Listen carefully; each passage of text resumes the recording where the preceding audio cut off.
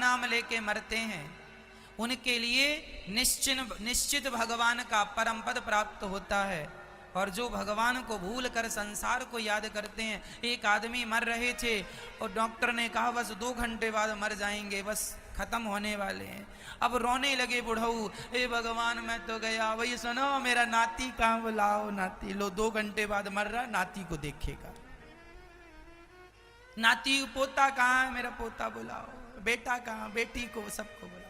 ये सब दुनियादारी को क्यों याद करते हो? अब समय कम बचा है, भगवान में मन लगाओ। ये बेटा बेटी नाती पोता यह माया है, यही तो माया है जो तुम्हें उलझा के रखते हैं सब लोग। है कोई किसी का नहीं पर उलझा लेते हैं सब लोग। ये बेटा बेटी तुम्हारे अपने नहीं है लेकिन उलझाए बराबर है। ये तुम्हारी जो मोह ममता है ना बेटा बेटी की, यही तो ईश्वर की माया है। मम माया दुरत्यया, इसी से तो बच पाना कठिन है मेरी मां। यही तो माया की बेड़ियां काट पाना बड़ा कठिन है। इसलिए समर्पण भगवान के श्री चरणों में। मरने के पहले जब आपके घर में कोई मरा करे ना तो अच्छा, मरने वाले आदमी को देख के लोग रोते बहुत। अभी मरा नहीं और रोना चालू। हमारी माताएं बड़ा गजब रोती हैं, पता नहीं कहां कोचिंग करती हैं। उस टाइम अलग रोती हैं, अलग प्रकार का, देखने को नहीं मिलता उसके पहले कभी ऐसा। अलग प्रकार का आपा खो बैठती हैं, उल्टा सीधे हो के रोती हैं।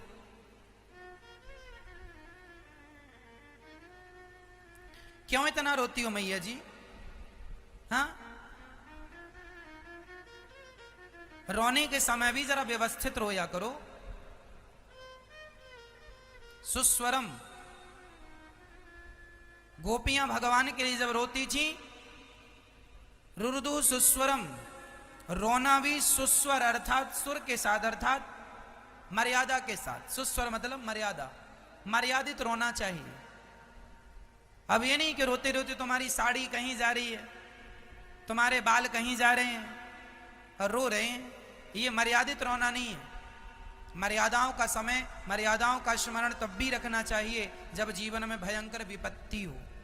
मर्यादाएं तब भी नहीं तोड़नी चाहिए कि अब विपत्ति आई तो मर्यादाएं तोड़ दे, वो तो गया ही गया। तुम जो रो रही हो, ये जो लोग रोते हैं किसी के मरने में, जरा इनसे पूछा करो क्यों तुम रो रही हो? क्या तुम नहीं मरोगी? तुम भी तो मरोगी। ऐसे ही जैसे ये मरा पड़ा है ऐसे तुम भी मरोगे। किस किस के मरने पर रोगे, किस किस के मरने पे आंसू बहाओगे? मरने वालों पे आंसू ना बहाया करो, आंसू तो भगवान के चरणों में बहाया करो। नाथ कब मिलोगे, कब दर्शन दोगे? संसार के लिए रोते रोते तो हमारी जिंदगी बीत गई। क्या मिला? पड़ोसी मर गया तो रोने चले गए, रिश्तेदार मर गए तो रोने चले गए। हर महीने 15 दिन में कोई ना कोई मरता ही है। किस किस के मरने पर रोगे? कितना रोगे और क्या होगा रोने से? तुम्हारे रोने से मरा हुआ जिंदा हो जाएगा। फिर क्यों इतनी अज्ञानता है?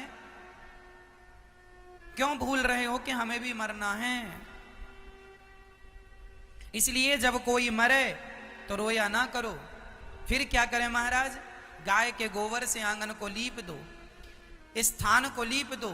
मरने वाला व्यक्ति अभी मरा नहीं है, मरने के स्थिति में है, गाय के गोबर से लीप कर उसे लिटा दो, उसके सामने भगवान का चित्र रख दो, सीताराम सीताराम का कीर्तन करो, श्री कृष्ण गोविंद। वो मरने वाला व्यक्ति यदि भगवान का नाम ना ले पाए तो तुम सुनाओ, तुम अपने घर वाले जो तुम बैठ के रोने लगते हो ना, जरा राम राम जपो, 2-4 मिनट राम राम जप लो। जब मर जाए, राम राम सुन के मर जाएगा तो उसकी सदगति होगी, और तुम्हारा रोना धोना सुन सुन के मरेगा तो उसकी दुर्गति हो जाएगी। इसलिए मरते हुए आदमी के सामने रोया ना करो, बहुत बड़ा पाप लगता है। क्या पाप लगता है वो भी बताता हूं। माना कि एक आदमी मर रहा था और उसकी बेटी आई, पिताजी पिताजी पहचानो। अब बाप आंख खोला, बेटी आई, और धोखे से यदि उस बाप का मन बेटी में लग गया, पोते में नाती में लग गया, तो क्या होगा? तुम्हें देखता देखता मरा है ना, उसकी गति बिगड़ जाएगी। वह भव सागर से पार नहीं हो सकता, फिर वो जन्म लेगा केवल तुम्हारे कारण।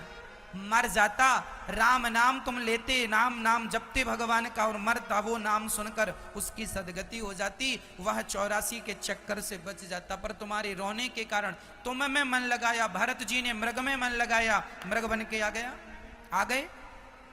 तुम भी मन लगाओगे, तुम भी वही बन के आओगे जहां मन लगा, इसलिए उसकी दुर्गति ना करो। तुम तो अभी बाद में भी रो लोगी, उसे मर तो जाने दो पूरा, फिर रो लेना मन लगा के। अभी मरा नहीं और रोना चालू, पूरा मर तो जाने दो। और ये रोने वाले भी गजब हैं, बहुत रोते हैं मरने वाले आदमी के पास, और 13 दिन बाद रसगुल्ले खाते हैं। एक और लाओ, एक और लाओ। ये मरने में आए थे रोने, और 13 दिन बाद ही इनका रोना धोना मिट गया, रसगुल्ले खा रहे हैं। एक और लाओ, एक। तुम्हारा इनका कुछ नहीं बिगड़ेगा, ये रोने वालों का कुछ नहीं बिगड़ेगा, ये तो 13 दिन बाद रसगुल्ले खाएंगे। बिगड़ेगा तुम्हारा, तुम 84 का चक्कर काटते रहना इनके चक्कर में। इसलिए ये माया ममता छोड़ के मन भगवान में लगाओ, यही समझदारी है। बेवकूफों की तरह हरकत ना करना, नहीं इनका कुछ नहीं बिगड़ना, तुम्हारा सब बिगड़